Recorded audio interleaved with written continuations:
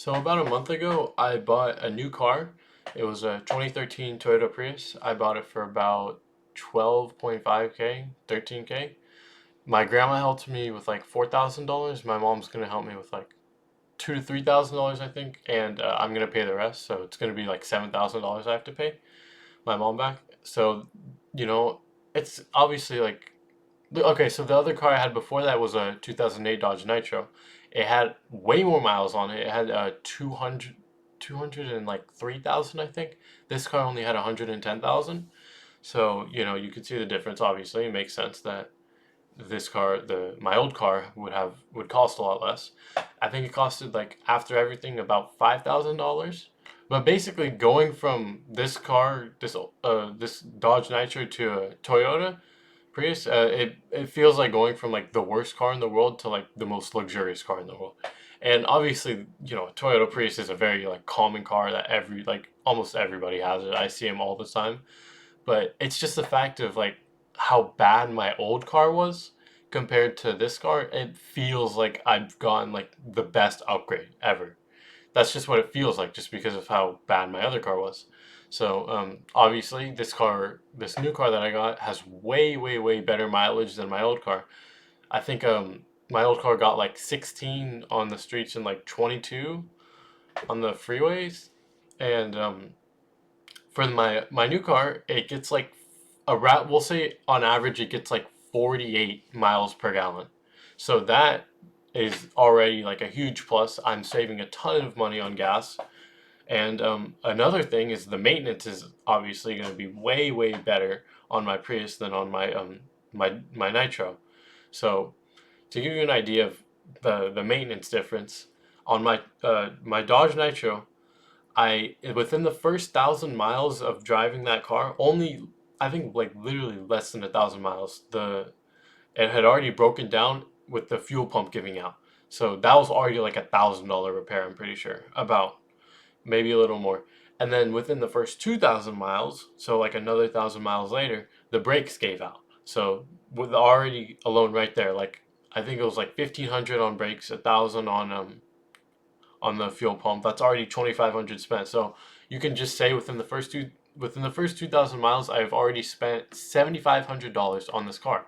So it's only like a $5,000 difference to just upgrade to a Prius, and the car is going to be way more reliable, and it's going to be way better on MPG. So it checks all the boxes basically to switch to this car, and that's why it's so like luxurious to go from a Dodge Nitro to my new car. So, that's a huge plus. I'm very like glad that I was able to get the help that I got to get this car. But to give you like another little story, I guess.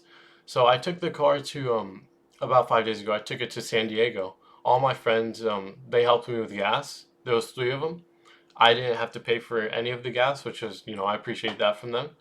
But we were there for like 2 days, 2 full days, I guess, and or no, 3 days, I think. So to drive there and back from San Diego, it was about 100 miles there and 100 miles back, so that's about 200.